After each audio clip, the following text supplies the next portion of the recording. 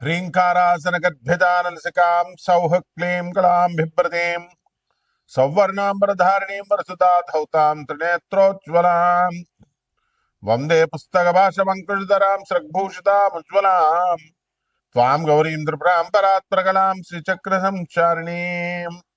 ఓం శ్రీ బెజవాడ కనకదుర్గాదేవ్యై నమః. శ్రీ దుర్గామల్లేశ్వరాభ్యాం నమః.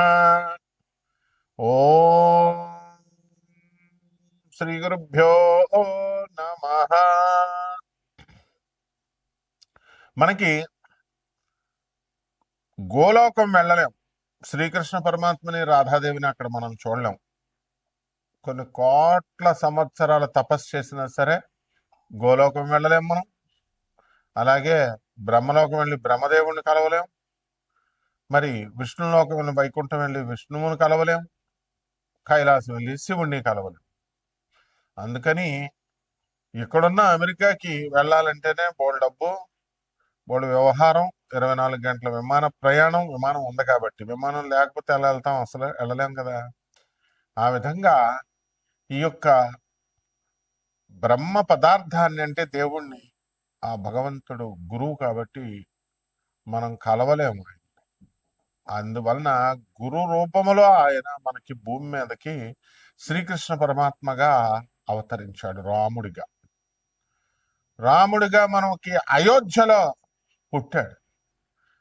శ్రీకృష్ణుడిగా మనకి మధురలో పుట్టాడు, గోకులంలో పెరిగాడు.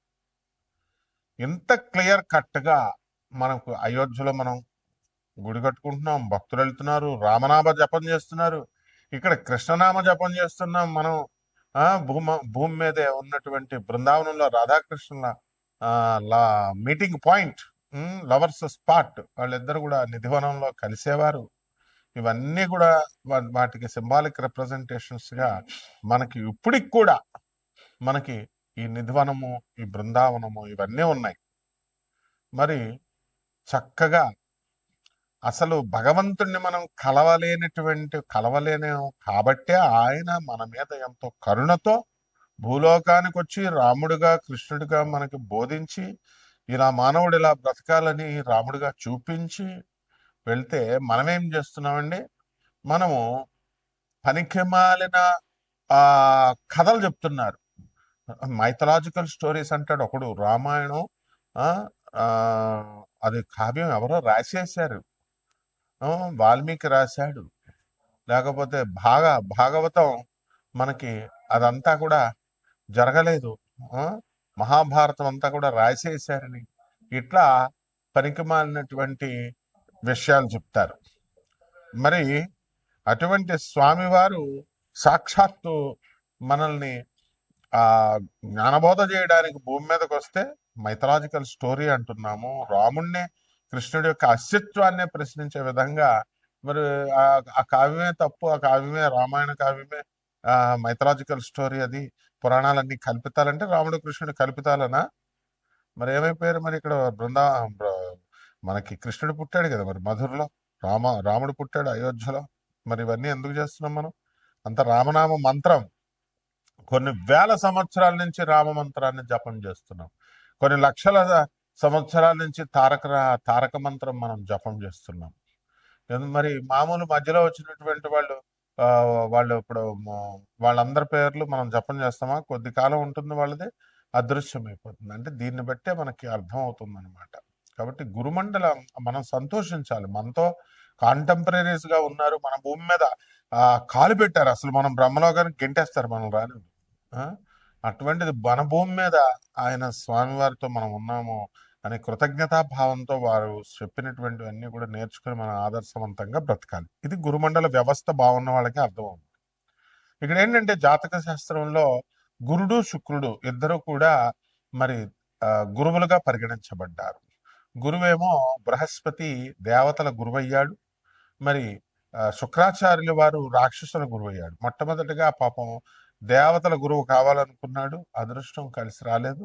అందువలన ఆయన్ని రాక్షసుల గురువు కావాల్సి వచ్చింది. ఆ రాక్షసుల గురువు అయినప్పటికీ కూడా ఆ రాక్షసుల యొక్క క్షేమాన్ని ఆయన కోరి ఎంత ప్రతి క్షణం కూడా ఆయన మంచిగా చెప్తున్నప్పటికీ కూడా వీళ్ళు వినకుండా ఆయన్ని ఎదిరించడం, ఆయన చెప్పిన మాట వినకుండా వాళ్ళు పతనమైపోవడం, ఈ లాస్ట్కి మన యొక్క ఆ, బలి చక్రవర్తి బలి, రాక్షస చక్రవర్తి బలి కూడా అదే విధంగా అయిపోయాడు.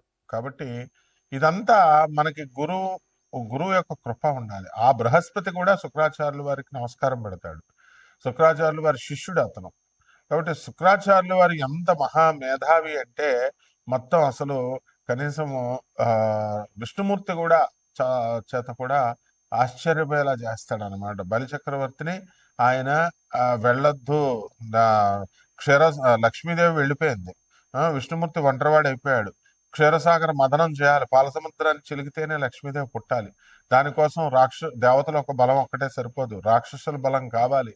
దానికోసం ఈ నారదుల వారిని ఇంద్రుడిని పంపిస్తాడు, బృహస్పతిని పంపిస్తే బలిచక్రవర్తి రాక్షసుల రాజు దగ్గరికి పంపించి సహాయం కోరితే బలిచక్రవర్తి ఆలోచిస్తుంటే ఆ శుక్రాచార్యులు వారు చెప్తారు, మా దగ్గర సంజీవని విద్య ఉంది, మా రాక్షసులకు ఏం కాదు, చచ్చిపోయిన వాళ్ళు మేము బతికిస్తామంటే మీ దేవతల కోసమేనంటే, అందుకే దేవతలకు అమృతం కావాలి, దాన్ని మేము చిరకాలి అని వాళ్ళు అంటారు. ఆ అమృతాన్ని అందరినీ పంచుతామంటారు. నమ్మొద్దు, వీళ్ళ మాటల్లో చక్రంలోకి వెళ్ళొద్దు అంటే నారదుడు ఏం చెప్తాడు, మీరు వచ్చినా రాకపోయినా మేము యక్షగంధర్వ కిన్నర కింపురుషాది శక్తుల్ని మేము వాళ్ళ యొక్క సహాయాలతో చేసేస్తాం ఏదో రకంగా, లేకపోతే మానవ శక్తితో అంటే అప్పుడు ఏమంటాడు శుక్రాచార్యుడు, బలిచక్రవర్తి ఆలోచనలో పడిపోతే, వద్దు, ఈ నారదుడు నిరంతర విష్ణునామన పారాయణ చేసేటటువంటి వాడు, ఇతని మాటల మాయాజాలంలోకి వెళ్ళొద్దు అన్నా సరే బలిచక్రవర్తి ఒప్పేసుకుంటాడు. ఒప్పేసుకుంటే అప్పుడు శుక్రాచార్యుడి కోపం వచ్చి సహాయం చేయడానికి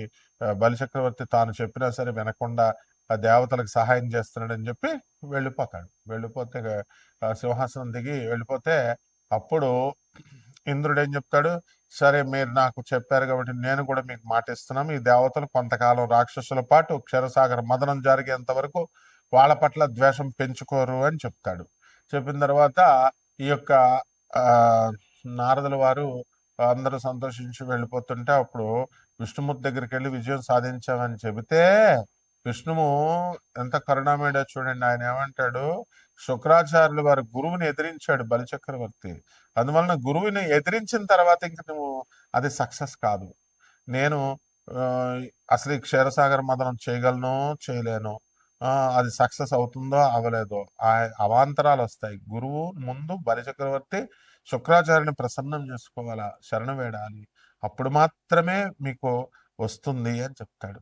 చూసారా, అది గురువు యొక్క గొప్పతనం. అందువలన మనకి జాతకాల్లో ఎప్పుడైనా సరే మీకు అందరికీ కూడా ఏమండి చాలా పూజలు చేస్తాం, చాలా జపాలు చేస్తాం, హోమాలు చేస్తాం అని చెప్పినప్పుడు మీకు అందరికీ ఎందుకు రావడం లేదంటే, ఈ మీరందరూ కూడా ఈ యూట్యూబుల్లో చెప్పేటటువంటి జ్యోతిష్కుల్ని, లేకపోతే పంతులు గారుల్ని, లేకపోతే వీళ్ళందరినీ ప్రవచనకారుల్ని, వీళ్ళని గురువులు అనుకుంటున్నారు. వీళ్ళ గురువులు ఎన్నటికీ కాలేరు. మరి ఎవర్రా అంటే జగద్గురువు ఆదిశంకరాచార్యులు వారు, రామానుజాచార్యులు వారు, మధ్వాచార్యులు వారు, అలాగే స్వామి వివేకానందుడు ఆదిశంకరాచార్యుల వారు. మరి వీళ్ళందరూ కృష్ణం వందే జగద్గురు శ్రీకృష్ణుడు, దత్తాత్రేయుడు, దక్షిణామూర్తి, వీళ్ళు ఎప్పుడైనా మూఢనమ్మకాలు పెంచారా మీకు? పెంచలేదు. ఎప్పుడైనా సరే మిమ్మల్ని ఈ దీపం ఇటు పెట్టండి, దేవుడే పెట్టండి, భక్తుడే పెట్టండి అని చెప్పారా? నైవేద్యాలు ఇన్ని రకాలు పెట్టండి, ఈ ముహూర్తం సూర్యోదయం లోపల అయిపోయేలాగా పూజ చేసేయండి, అప్పుడు మీకు వచ్చేస్తాయి, అసలు పూజ చేసేయండి మీకు అన్ని కూడా లాభాలు వచ్చేస్తాయి అని ఎప్పుడైనా బోధించారా వాళ్ళు?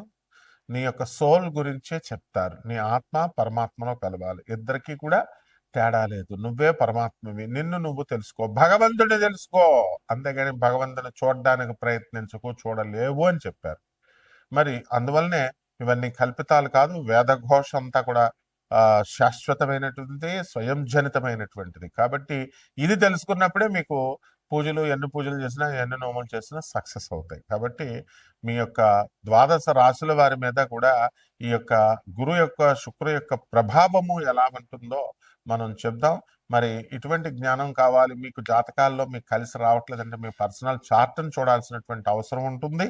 కాబట్టి మీ డేట్ ఆఫ్ బర్త్ని, టైంని, ప్లేస్ ఆఫ్ బర్త్ని కూడా మీరందరూ కూడా వాట్సాప్ ద్వారా మాకు పంపించాలి. అంతేగాని ఊరికనే ఫోన్లు చేస్తే వచ్చేస్తుందమ్మా, ఫోన్లో ఫోన్ నెంబర్లు పోతాయి, మేము చూడలేం. అప్పుడు మాకు ఖాళీ ఉన్నప్పుడు మేము చేయగలుగుతాము.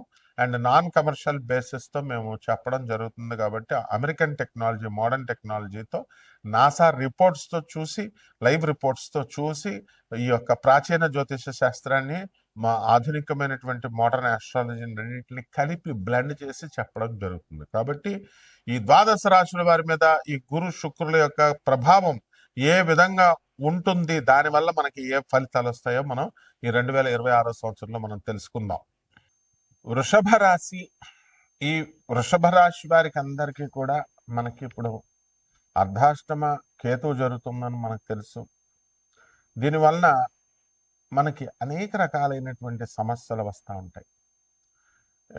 చచ్చిపోతే బాగుంటారా బాబు ఈ కష్టాల కంటే అని అనిపిస్తుంది. ఏ కష్టాలు లేకపోయినప్పటికీ కూడా మళ్ళీ ఒక పక్క ఏమనిపిస్తూ ఉంటుంది, కష్టాలు లేనటువంటి వాళ్ళకి అసలు ఎందుకు బతుకుతున్నామో తెల్లారుతుంది, మళ్ళీ చీకటి పడుతుంది అన్నట్టుగా ఉంటుంది అన్నమాట. వృషభ రాశి వారికి కాలం వెళ్ళిపోతోంది కానీ మనం సాధించలేకపోతున్నాం అనే బాధ చాలా మందికి ఉంటుంది. ఇక ఈ వృషభ రాశి వాళ్ళకి ఫారెన్లో ఉద్యోగాలు చాలా మందికి కోల్పోయినటువంటి వాళ్ళు తెగ ప్రయత్నాలు చేస్తున్నారు. అటువంటి వాళ్ళకి త్వరలో ఉద్యోగాలు రావడానికి కూడా అవకాశాలు రేపు ఫిబ్రవరి 1, 2026 సంవత్సరం దాటిన తర్వాత మాత్రమే వస్తాయి. ఎందుకంటే శుక్రం మూఢం జరుగుతోంది. ఆ శుక్రుడే బలహీనమైపోయాడు, ఇంక మనకేమిస్తాడు. ఆ తర్వాత ఈ యొక్క వృషభ రాశి వారికి అందరికీ కూడా మనకి బంధువులతో దూరపు ప్రయాణాలు ఇవన్నీ కూడా ఉంటాయి. వివాహాలు కానటువంటి వాళ్ళందరికీ కూడా రేపు మే నెలలో వివాహాలు సామూహికంగా అవడానికి అవకాశాలు ఉన్నాయి. సంతానం కూడా బ్రహ్మాండంగా పుడుతుంది.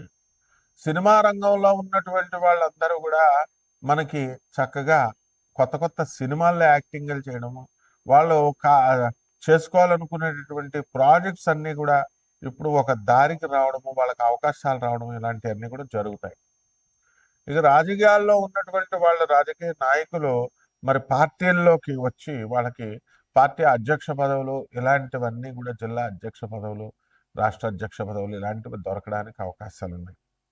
ఇక సినిమా, సంగీత, సాహిత్య రంగాలలో ఉన్నటువంటి వాళ్ళకి సన్మానాలు ఇవన్నీ కూడా జరుగుతాయి. తమ ఆశ్రమాల్లో కానీ మరి గురు యొక్క సన్నిధిలో కానీ వీళ్ళకి సన్మానాలు రావడం జరగడం ఇలాంటివన్నీ కూడా జరుగుతూ ఉంటాయి. అయితే వృషభ రాశి వారందరూ కూడా దేవాలయాలకి వీళ్ళు ఎక్కువగా వెళ్ళడము ఇలాంటివన్నీ కూడా చేస్తారు. అయితే దేవాలయాల్లో మనకి చక్కగా ఈ దేవతల్ని ఎక్కువసేపు చూడాలండి, విగ్రహాలని ఎక్కువసేపు చూడాలండి.